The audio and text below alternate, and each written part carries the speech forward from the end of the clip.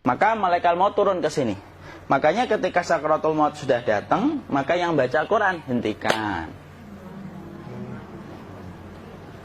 Kenapa? Oh, memang gitu ya. Jangan semakin kenceng. Ayo Pak, insya Allah Pak, gitu.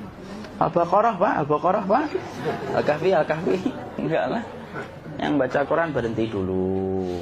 Kemudian digantikan dengan kita mentalkin. Antum agak ke sana dikit. Masya Allah ya. Orang yang meninggalnya kooperatif ini.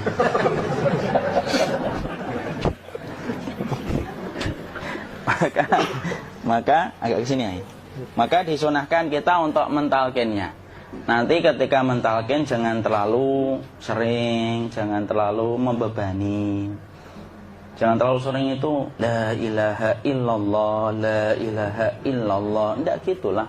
Berat nanti dia ngerasakan. Di situ Imam Qurtubi juga menyampaikan, jangan terlalu sering karena itu memberatkan dadanya. Jadi ketika mentalkin saya sampaikan, boleh diganti atau enggak Ustadz? Enggak lah, talkin itu ibadah. Ibadah itu tauqifiyah. Tauqifiyah itu enggak usah diganti. Karena Rasulullah mengatakan lakinu ala mautakum la ilaha illallah. Talkin orang yang meninggal di antara kalian dengan la ilaha illallah. Enggak usah diganti Allah Ustadz yang lebih singkat, lebih pendek. Enggak usah. Subhanallah Ustadz, enggak usah. Kenapa? Karena talqin sudah ditetapkan ucapannya oleh Nabi, begitulah kita mencontohnya. Jadi tidak usah diganti. Cara mentalqin, jadi kalau keadaan sudah tenang, tolong kalau sudah sakaratul maut jangan ditinggalkan. Karena sesungguhnya pertempuran setan itu pada detik-detik kematian semacam ini. Dan betul-betul berusaha untuk menjadikan dia murtad. Nanti makanya di situ di buku nanti dibahas kan, pertempuran setan itu sampai detik-detik orang mau mati itu sudah ayo kufur, murtad aja tuh, kamu sakit kan? Nah, itu kayak gitu. Makanya jangan ditinggal. Capek gitu kok nggak meninggal gitu ya. Udah gantian mas. Dan jangan kemudian meninggalkannya. Mangkat dulu gitu. Enggak lah, janganlah. Terus ditampingi terus. Kalau bisa ya sudahlah, berikan waktunya kita untuk sementara waktu itu betul-betul berkhidmah kepada orang yang kita cintai terakhir kalinya. Cara kita kemudian mentalkin adalah, yaitu adalah di sebelah kanannya la ilaha illallah. Biarkan dia mencerna dulu, tidak usah buru-buru kemudian kita langsung nimpali lagi. Dia mencerna dulu sembari kita doakan, peluk, ya Allah dimudahkan gitu. Kalau ada orang yang bisa ngucapin la ilaha illallah, itu siapa yang memberikan itu Ustaz? Yang memberikan kekuatan Allah Pak. Karena ngomong aduh aja sudah tidak mampu. Makanya Allah berfirman dalam surat Ibrahim, yusabbitullahu alladhina amanu bil qawli tsabit fil hayatid dunya wa fil akhirah. Allah teguhkan perkataan orang yang beriman dalam kehidupan dunia dan akhirat. Dunia itu ya ketika menjelang kematiannya. Makanya dia bisa ngomong la ilaha illallah. Sebenarnya ngomong aduh aja udah gak mampu. Kalau bisa ngomong, dia mesti ngomong aduhnya dulu. Tapi Allah yang menggerakkan. Ngomong la ilaha illallah.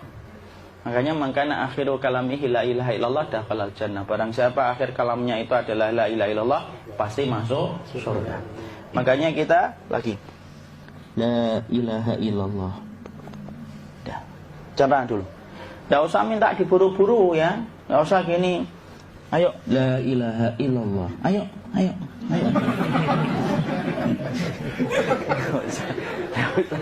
Tidak usah gitu.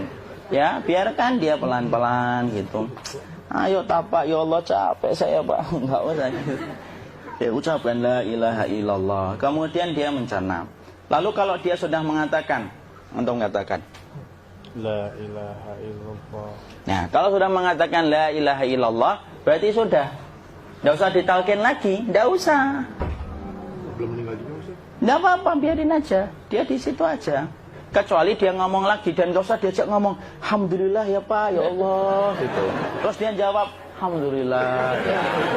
Itu berarti ucapan terakhirnya alhamdulillah. Atau ketika habis ditalkin la ilaha illallah, dia ngelihat air. Nah itu berarti ucapan terakhirnya air.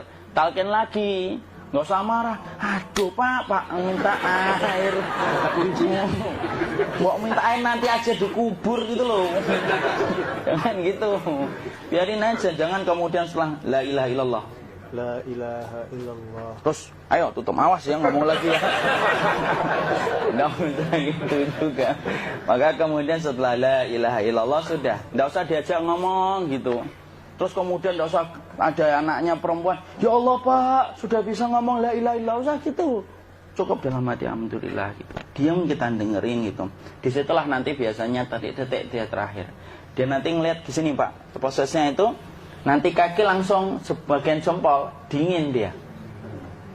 Kaki, telapak kakinya langsung kalau kita geningkan dingin kayak kaki yang kena AC langsung.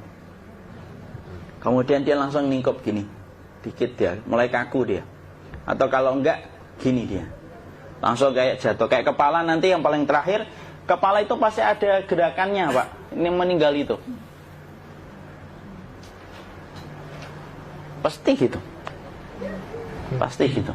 Karena apa? Sudah tidak ada beban ruh yang menahannya. Ya, cabut ya, set pelan, maka kemudian malaikat itu. Tapi tetap sakit lah. Walaupun dikatakan ringan, tetap sakit. Maka kemudian sakit gitu. Set ngelewatin sini. Jantung kemudian sudah tidak berfungsi.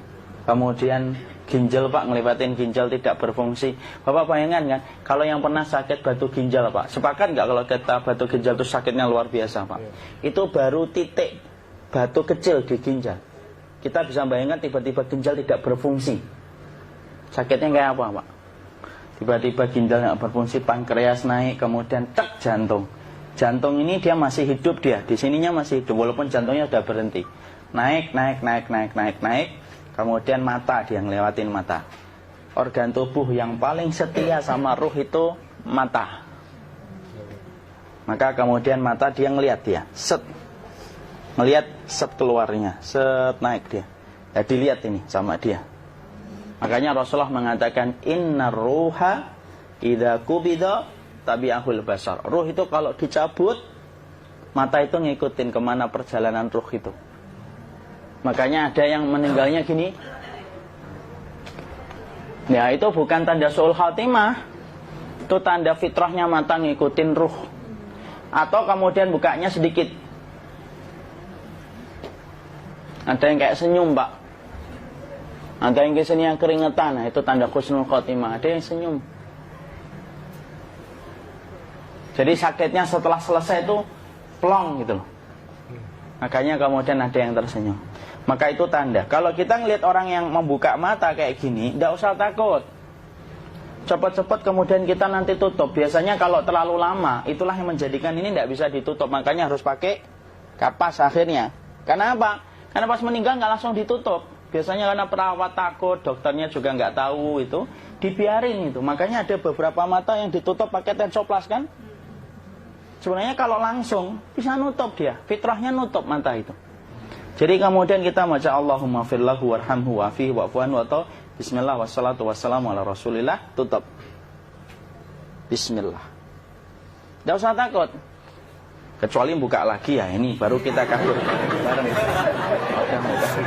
Kalau buka lagi Pak, insya Allah Pak, ya Allah ya kita kabur bareng-bareng Pak. Diusap Pak, diusap ini. Enggak disenggol gini enggak. Begini kan, sudah meninggal dunia. Tangan boleh begini, boleh diluruskan, enggak ada ketentuannya. Boleh gini, boleh kemudian lurus. Nggak usah disalahin kalau ada yang lurus. Lu itu tangannya gimana sih? Posisikan kayak sholat. Nggak ada perintah kayak gitu. Jadi kemudian dikondisikan saja. Terus maka kemudian dipijit-pijit, akiknya dikeluarin, kemudian jamnya dilepas, gigi palsunya dilepas kalau ada, ya. Kemudian apa? Setelah itu, coba buku.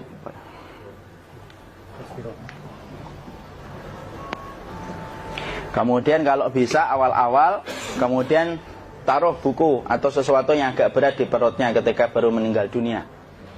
Kenapa kemudian ditaruh kayak gini? Bukan apa-apa, supaya membantu sisa-sisa pencernaan dia untuk keluar. Nanti Pak, biasanya kalau kita taruh agak yang berat gini, atau kemudian kita gini-gini kan, ini udah makan belum Maki? Udah makan belum makan kok udah gede ya? Maka pencet-pencet kayak gini biasanya nanti ketika dimandikan, nah pas dimandikan diginikan saja. Nah ini dia sudah keluar di belakang, dia gini. Terus nanti keluar dia. Nah ini keluar langsung di belakangnya. Dan memperlakukan orang kalau sudah meninggal dunia itu yang lembut gitu. Kenapa? Inna kasra admil mayyiti kakasri admil hayyi. Mematahkan tulangnya ketika orang sudah meninggal dunia itu lebih dia rasakan sakit ketika mati daripada ketika masih hidup. Tuh Islam itu sampai sama orang mukmin itu kalau sudah meninggal aja sampai selembut itu. Kok hidup kasar itu kebangetan dia jadi orang itu. Mau sampai orang mati itu kemudian disuruh yang lembut, kalau ada aib disuruh nutup, tidak boleh diceritain. Misalkan di belakangnya beliau ini ada tompel, gagah-gagah tompelnya gede gitu, tidak boleh cerita. Masya Allah loh, sampai segitunya sunnah itu ngajarin kita untuk nutup aib. Kalau ada orang belajar sunnah sukanya buka aib, nyari-nyari kesalahan orang, sunnah yang mana dia pelajari itu, saya bingung. Makanya kemudian gini, setelah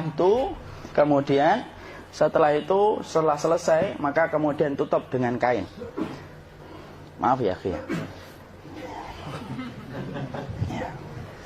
Ya. Nanti kalau nggak kuat napas ngomong ya. Maka ditutup kayak gini, ditempatkan kemudian jangan di tanah, tapi di atas dipan. Karena apa? Syekh Abu Malik Kamal Said Salim dalam Sahih Fikih Sunnah menyampaikan supaya tidak cepat busuk.